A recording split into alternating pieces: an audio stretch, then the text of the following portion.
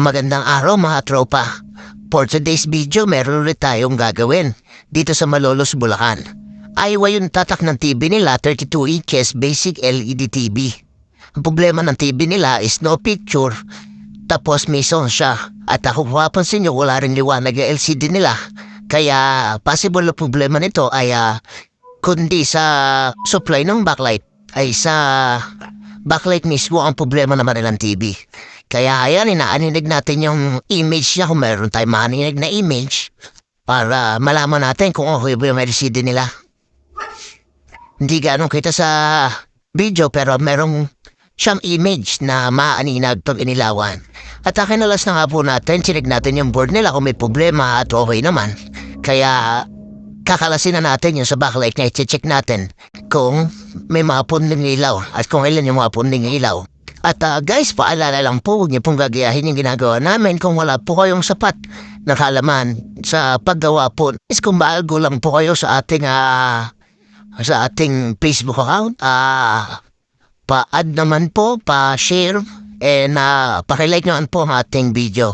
I-share niyo po sa mga kakilala niyo po na baka may maipapagawa silang TV yan. I-check po natin ang mga ilaw niya at mukhang marami na po siya punding ilaw.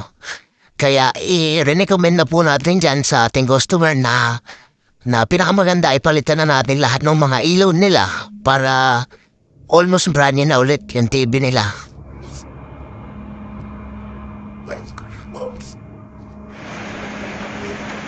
Yan, napalitan na po natin dyan yung lahat ng mga ilaw.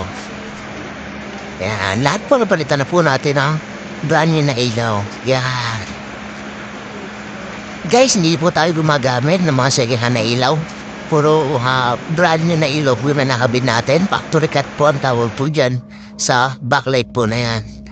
Yan, at isa na po natin ang ating unit para matesting po natin. Guys, sa mga gusto po pala magpagawa ng inyong mga LED TV, LED TV, Smart TV, at mga Android TV, mga flat screen TV ay message lang po kayo kung may nais po yung ipagawa.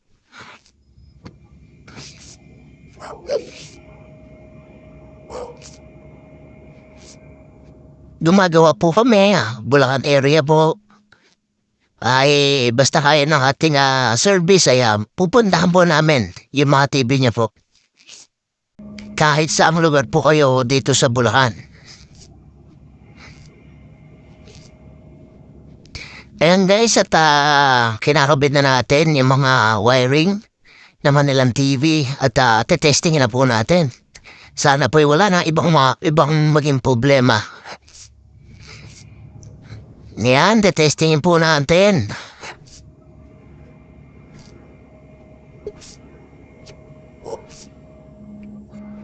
Yan, at okay na po ang ating Aywa 32 inches LED TV.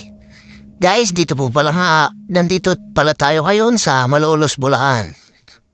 Mambog, Malolos, Bulacan po tayo gumawa ng 32 inches. At pinacheck na rin pala ni customer yung sounds daw ng TV nila kasi may time daw na nawawala.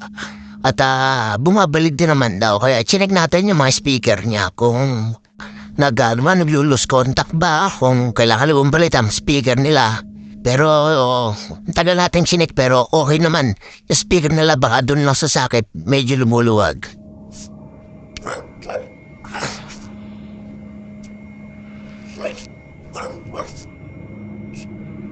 Yan, ganyan po pagka-testing na speaker kung lumuluwag. At isasara na po natin ang ating unit. At ito na po ang kanilang unit ngayon. Maraming salamat po sa panonood. God bless po.